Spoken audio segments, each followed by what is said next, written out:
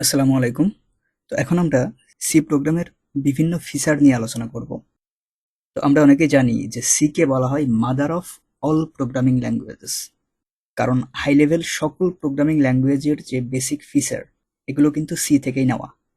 এবং আমরা যদি সিনট্যাক্সের দিকেও তাকাই তাহলে দেখতে পারবো একমাত্র পাইথন ছাড়া অন্যান্য সকল ল্যাঙ্গুয়েজের বেসিক সিনট্যাক্স মোটামুটি সি এর মতোই। তো অলরেডি আমরা জেনেছি যে ১৯৭২ সালে বেল ল্যাবরেটরিতে ডেনিস রিচি এই সি প্রোগ্রামিং ল্যাঙ্গুয়েজ তৈরি করেছিলেন। তো এখন আমরা সি প্রোগ্রামের বেশ কিছু ফিচার আলোচনা করব। তো প্রথমে যেটা দেখব, সি কে বলা হয় স্ট্রাকচার্ড প্রোগ্রামিং ল্যাঙ্গুয়েজ। কেন? কারণ হচ্ছে সি দিয়ে লেখা একটি প্রোগ্রামকে ফাংশনের সাহায্যে ছোট ছোট মডিউল বা স্ট্রাকচারে ভাগ করে ফেলা যায়। দেন সি কে বলা হয় প্রসিডিউরাল ল্যাঙ্গুয়েজ। কেন? কারণ সি প্রোগ্রাম দিয়ে তৈরি করা ইনস্ট্রাকশনগুলো স্টেপ বাই স্টেপ এক্সিকিউট হয়। এরপর সি কে বলা হয় মিডল লেভেল ল্যাঙ্গুয়েজ। কারণ সিতে হাই লেভেল এবং লো লেভেল ল্যাঙ্গুয়েজের উভয় ফিচারই আছে। দেন স্পিড, অন্যান্য হাই লেভেল ল্যাঙ্গুয়েজের তুলনায় সি এর স্পিড প্রচুর ফাস্ট, এমনকি সি প্লাস প্লাসের থেকেও ফাস্ট হচ্ছে সি।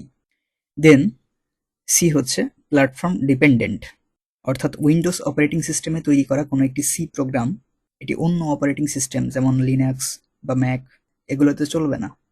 দেন সি হচ্ছে কেস সেন্সিটিভ প্রোগ্রামিং ল্যাঙ্গুয়েজ, যদিও মোস্ট অফ দ্য প্রোগ্রামিং ল্যাঙ্গুয়েজই কেস সেন্সিটিভ। তো কেস সেন্সিটিভ এর মানে কি? এর মানে হচ্ছে upper case and lower case letter এখানে ভ্যারি করে, অর্থাৎ ছোট হাতের এবং বড় হাতের লেটার এখানে আলাদাভাবে বিবেচনা করা হয়। ফর এক্সাম্পল, এখানে আমরা বেশ কিছু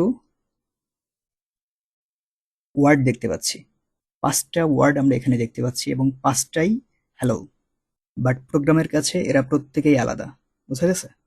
সো এই ছিল আমাদের সি প্রোগ্রামিংয়ের বেসিক কিছু ফিচার নিয়ে আলোচনা।